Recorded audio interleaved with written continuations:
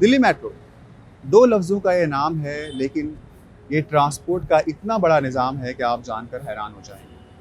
आज इस वीडियो में हम दिल्ली की पब्लिक ट्रांसपोर्ट निज़ाम पर बात करेंगे, लेकिन इससे पहले हम आपको बताते हैं दिल्ली के बारे में।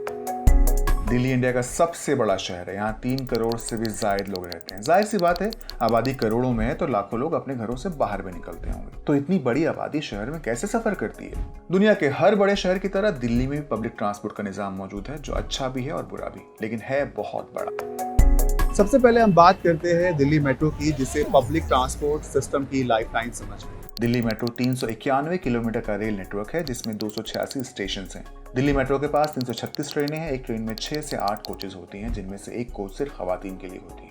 दिल्ली मेट्रो सुबह 5 बजे से रात 11 बजे तक चलती है। हर रोज तकरीबन 60 लाख लोग मेट्रो में सफर करते हैं। दिल्ली के लोग मेट्रो में सफर करने को इसलिए भी तरजीह देते हैं क्योंकि यहाँ ट्रैफिक बहुत ज्यादा है। गाड़ी की बजाय लोग मेट्रो से जल्द पहुंच जाते हैं। हुकूमत मेट्रो में मुसलसल तौसी कर रही है और दिल्ली के कोने कोने में मेट्रो पहुंच चुकी है। मेट्रो के बाद दूसरा नंबर आता है दिल्ली ट्रांसपोर्ट कॉर्पोरेशन की बसों का।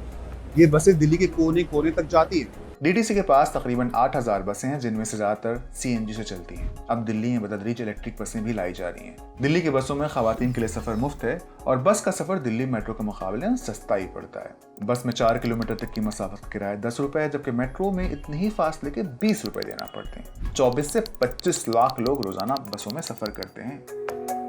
इतना बड़ा ट्रांसपोर्ट निज़ाम होने के बावजूद भी दिल्ली में मुसाफिरों की भीड़ काबू में नहीं आ रही। रश आवर्स में ट्रेन और बसों में खड़े होने की जगह भी मुश्किल से मिलती है। इसलिए शहर में उबर, ओला और रैपिडो के नाम से ऑनलाइन कैब और बाइक सर्विसेज भी चलती हैं, लेकिन ये बहुत महंगी पड़ती हैं। कुछ इलाकों में 3 पहियों वाली छोटी गाड़ियां विक्रम या फटफट सेवा चलती हैं। इसी तरह ऑटो रिक्शे भी पब्लिक ट्रांसपोर्ट का अहम हिस्सा है, जिनमें 3 लोगों के बैठने की गुंजाइश तो होती है, लेकिन अक्सर उनमें गुंजाइश से ज्यादा लोग भरे होते हैं। तो कैसी लगी आपको दिल्ली की पब्लिक ट्रांसपोर्ट? अब आप बताएंगे कि आपके शहर में पब्लिक ट्रांसपोर्ट का निज़ाम कैसा है और क्या है, और वो दिल्ली से अच्छा है या बुरा।